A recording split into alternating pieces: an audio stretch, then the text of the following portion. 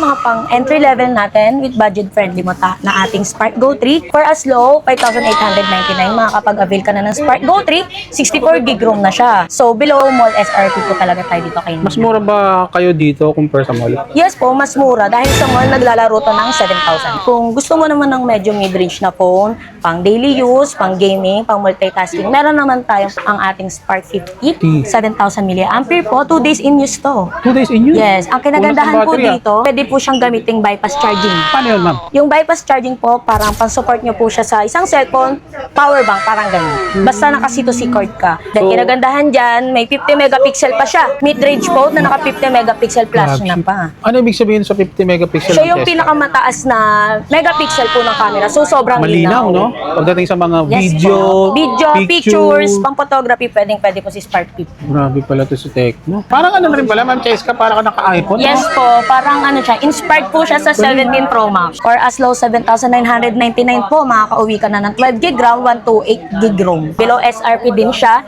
Nasa mall niya, nasa 8 to 9,000. 8 to 9 dito kay Ninang. 7,999. Dito ba nag-offer tayo ng installment sa mga Yes, hindi kayo meron po mag-cash? tayong installment. Magdala lang kayo ng one valid ID po. Tsaka isang cellphone. May Skyro financing po tayo. Wow. Pang flagship model na pang gaming, meron tayong bagong nilabas na Poba Curve 2 5G na may 8,000 mAh, 3 days in use po. Then, naka 7.42 mm. So, napakanipis niya. Talaga? Tanong ko Yes. lang yung 3 days in use, talagang ano siya, sa 8,000? Yes po, 3 days in use. Kumbaga sir, si Tecno po, sa endurance talaga ng battery, kilalang kilala talaga siya. Grabe. Then katulad ni Spark 50, meron din tong bypass charging. 10 watts din po ang pang-support neto sa charge.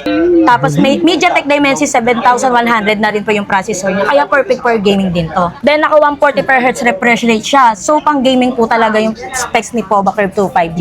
Hindi ka na maglalag dyan habang naggagaganon ka. Sa bagay, ang Tecno kilala talaga pagdating sa durability. Durability. Ito, Kawander, itong gamit ko is talagang Tecno. Mas pinamura siya dahil ito kay Bodega ni Ninang 15,999. Sa mall to nasa 18,990 din Laki siya. pala matitipid mo kay Ninang, no? Yes po. So, meron pa tayong isa pang flagship model. Ang pinaka-flagship model po ni Tecno, ang ating Camon 50 Ultra 5. Naku, ano naman pinag-aiba yan? Ito po sir, si Camon 50 Ultra 5G, pang photography kasi siya. Yes po. Then kinagandahan dyan, may 6,500 mAh with 45 watts fast charging. May super zoom flash nut na siya, yung pinaka-maximum niya 60 times AI zoom. 60 times AI zoom. Wow, grabe ah. Yes, napakatibay din ng LCD nito dahil naka-military shock grade yung pinaka-LCD niya. Ito, Ma'am Cheska, ano ibig sabihin nito ng ano? Ito po naka-IP69, then IP69, IP68 po, naka-highest water and dust resistant po siya. Si Camon 50 Ultra po kasi, pwede mo siyang ilublob sa tubig within 30 minutes, pang-take ng picture, tsaka video po.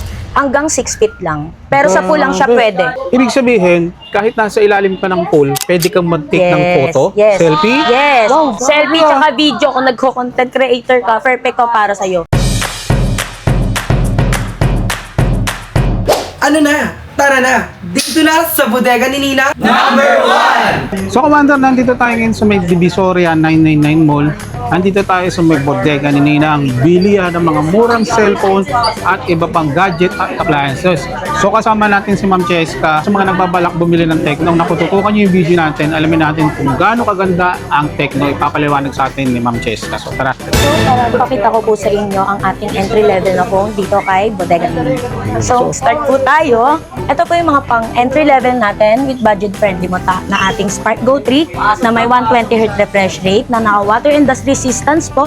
Then, naka 5,200 mAh. So, makunat na rin po yung battery niya. Si Spark Go 3, ito sa mga entry level natin, yung mga budget price. No? Yes po. For as low, 5,899, makakapag-avail ka na ng Spark Go 3, 64 gig ROM na siya. So, below mall SRP po talaga tayo dito kay Nina. Mas mura ba kayo dito compare sa mall? Yes po, mas mura. Dahil sa mall, naglalaro to ng 7,000. Kung mga Commander, ang laki na matitipid mo kung dito ka sa Yes. bodega ni Ninang pupunta para bumili ng Tecno. No? 5,899 lang, no? Yes. Tama, Ma'am Cheska, no? Makakapag-avail ka na. Kung gusto mo naman ng medyo mid-range na phone, pang daily use, pang gaming, pang multitasking, meron naman tayo ang ating Spark 50 Spark with 50. 7,000 mAh po, 2 days in use to. 2 days in use? Yes, ang kinagandahan Punas ng po battery, dito, pwede po siyang gamiting bypass charging.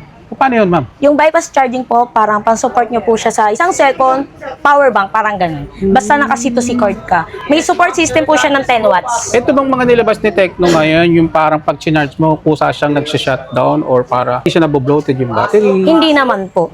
Dahil kung sa Tecno po, mas kilala si Tecno kung gaano ka-endurance po yung battery niya. Ayun. Kasi di ba yung mga iba sa atin, pag chinarge yan, babayaan na lang hanggang sa mag-full charge. Kinagandahan kay Tecno po kasi once na nag 100% siya, nag-i-stop po yung charging Ayun, yung niya. tinatanong Dahil ko. AI po na si Tecno. Ayun. Yan ang mga kagandaan ng mga latest, no? Yes. Compare dun sa mga nauna, kaya mapapansin mo nagbo-bloated Nabobloated yung yung battery, nag-overheat. Ito po, hindi siya nag-overheat. Then, So, kinagandahan dyan, may 50 megapixel pa siya. Mid-range mode na naka 50 megapixel plus na pa. Ano ibig sabihin sa 50 megapixel? Siya ng yung Tesla? pinakamataas na megapixel po ng camera. So, sobrang Malinaw, no? Pagdating sa mga Yes video, po. Video, pictures, pang photography, pwede po si Spark 50. Grabe pala to si Tecno. Or as low 7,999 po, makakauwi ka na ng 12 gig RAM, 128 gig ROM.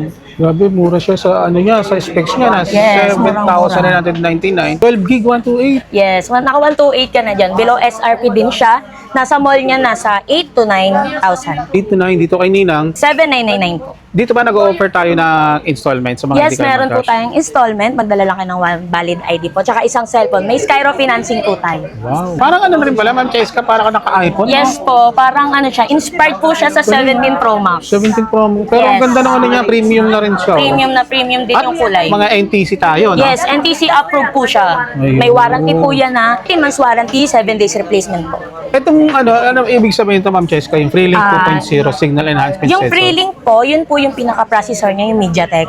Then yung signal enhancement sensor po, mas mabilis po siyang makakasagap ng network. Kasi po usually, di ba, 4G lang. Opo. Si Tecno po, Spark 50, nagpo 4G plus po siya. Kaya mabilis po yung network niya. Ayun, yung pala sa Freelink to.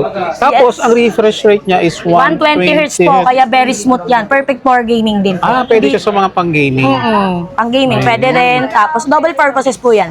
Pang photography, tsaka pang gaming. So, yan, sa mga naghahanap ng mga mid-range phone ni Tecno, ito yung sasuggest natin sa kanila, Ma'am Cheska. Yes. Spark 50, ito yung hanapin nyo. Yes. For only 7,999 lang. Grabe yun, 12,128 naman po yan. May 256 ba lumabas niyan? Meron pong 256 na lumabas. Same specs lang din naman Same po. specs Pero lang. ang price nun nasa 9,000 na po. Storage lang, ano? Then kung pang flagship model ang hinahanap mo, Flagship, ayan, marami naghahanap. pang gaming naman muna tayo. Sige. Sa pang flagship model na pang gaming, meron tayong bagong nilabas na POVA Curve 2 5G na may 8,000 mAh, 3 days in use po. Then naka 7.42 mm, so napakanipis niya. Talaga? Tanong ko Yes. lang, yung 3 days in use, talagang ano siya, sa 8,000? Yes po, 3 days in use. Kumbaga sir, si Tecno po, sa endurance talaga ng battery, kilalang kilala talaga siya. Grabe. Then katulad ni Spark 50, meron din tong bypass charging. 10 watts din po ang pang-support neto sa charge. Tapos may MediaTek Dimensity 7100 na rin po yung processor niya. Kaya perfect for gaming din to. AMOLED. Naka-curve AMOLED po siya.